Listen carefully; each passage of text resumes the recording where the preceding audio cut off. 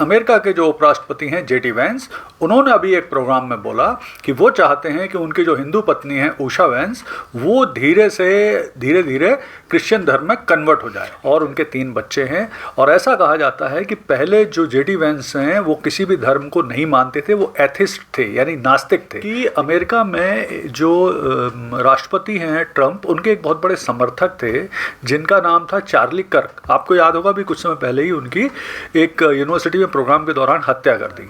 Indian American foundation है, उसने भी काफ़ी विरोध किया और उन्होंने बोला कि सार्वजनिक तौर पर वेंस को इसके लिए माफ़ी मांगना चाहिए।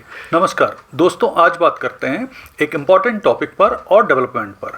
और वो डेवलपमेंट ये है कि अमेरिका के जो उपराष्ट्रपति हैं जेडी वेंस, उन्होंने अभी एक प्रोग्राम में बोला कि वो चाहते हैं कि उनकी जो हिंदू पत्नी है उषा वेंस, वो धीरे धीरे क्रिश्चियन धर्म में कन्वर्ट हो जाए, ऐसी वो उम्मीद करते हैं।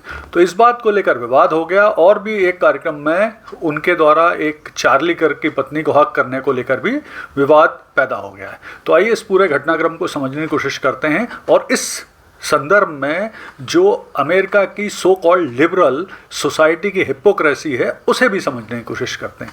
तो देखिए अभी हाल में ही क्या हुआ कि जो अमेरिका के उपराष्ट्रपति हैं जेडी वेंस, वो यूनिवर्सिटी ऑफ मिसिसिपी के एक प्रोग्राम में गए थे और वहाँ एक क्वेश्चन के आंसर में उन्होंने कहा कि वो चाहते हैं कि जो उनकी हिंदू पत्नी है उषा वेंस, वो भी क्रिश्चियन धर्म में कन्वर्ट हो जाए, ऐसी उन्हें उम्मीद है कि वो धीरे धीरे कन्वर्ट हो जाएंगी। और उन्होंने ये भी कहा कि वो मेरे साथ संडे को चर्च भी जाती हैं।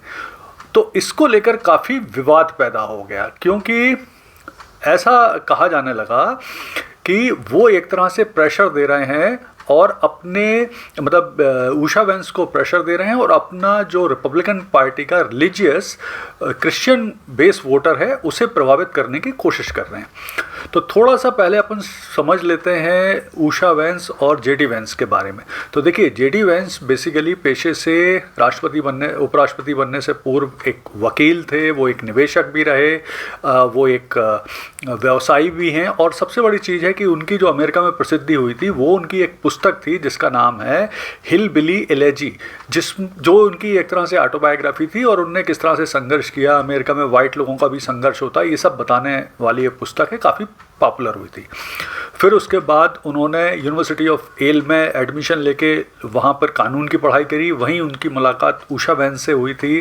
बाद में 2014 में दोनों ने शादी कर ली थी और उनके 3 बच्चे हैं। और ऐसा कहा जाता है कि पहले जो जेडी वेंस हैं वो किसी भी धर्म को नहीं मानते थे, वो एथिस्ट थे यानी नास्तिक थे।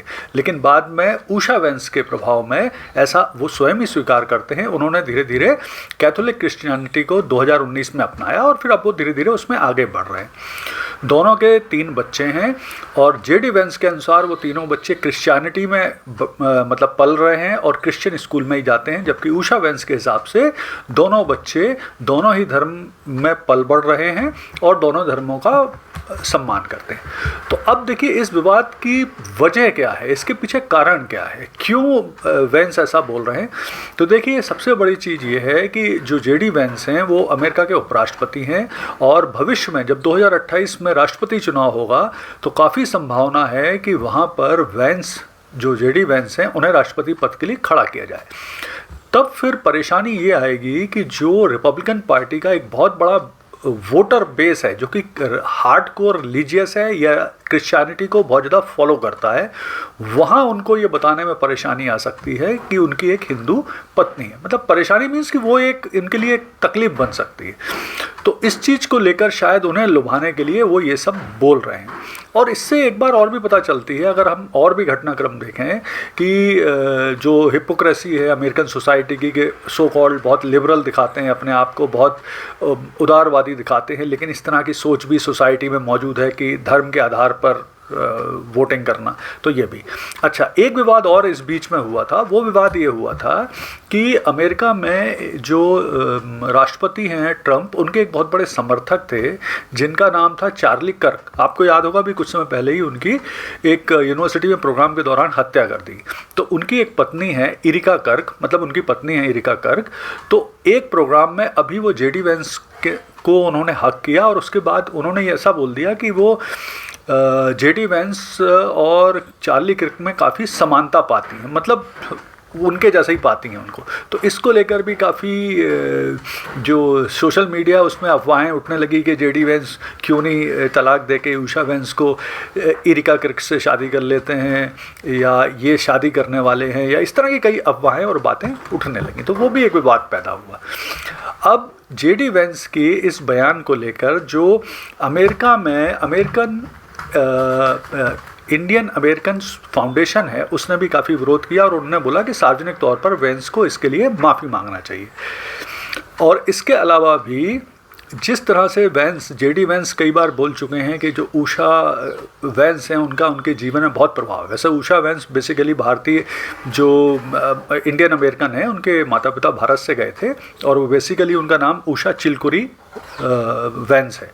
उनका काफ़ी प्रभाव है वेंस के जीवन में, ऐसा वो कई बार बोल चुके हैं। और उनका ये भी कहना है कि वो शाकाहारी भी बन चुके हैं, जो कि उषा वेंस का प्रभाव है। तो काफ़ी वो उनको क्रेडिट देते हैं। और उषा वेंस ने भी अपना कैरियर छोड़ के पूरी समय समर्थन किया था वेंस का, वो पूरे समय उनके साथ रही हैं, उनका समर्थन कर रही हैं और बहुत सारे सहयोग देती रही हैं। तो अब परेशानी ये है कि जेडी वेंस फैमिली को ऊपर रखेंगे या अपने पॉलिटिकल कैरियर को ऊपर रखेंगे, तो ये उनके सामने परेशानी आ सकती है। और अपने जो उनका ट्रेडिशनल वोटर बेस है रिपब्लिकन का पार्टी का, उसको बचाने के लिए आगे क्या कर सकते हैं। हाल में एक विवाद और भी हो चुका है कि जब अमेरिका की जो डायरेक्टर नेशनल इंटेलिजेंस हैं तुलसी गैबार्ड, उनके दिवाली विश करने पर भी अमेरिकन सोसाइटी में काफ़ी उनके खिलाफ टिप्पणी की गई थी कि ये तक बोला गया था get out of my country और कन्वर्ट हो जाओ। तो अब वेंस के सामने, जेडी वेंस के सामने ये एक बड़ी परेशानी है कि वो कैसे आगे बढ़ें, इस चीज़ को कैसे क्लैरिफाई करें।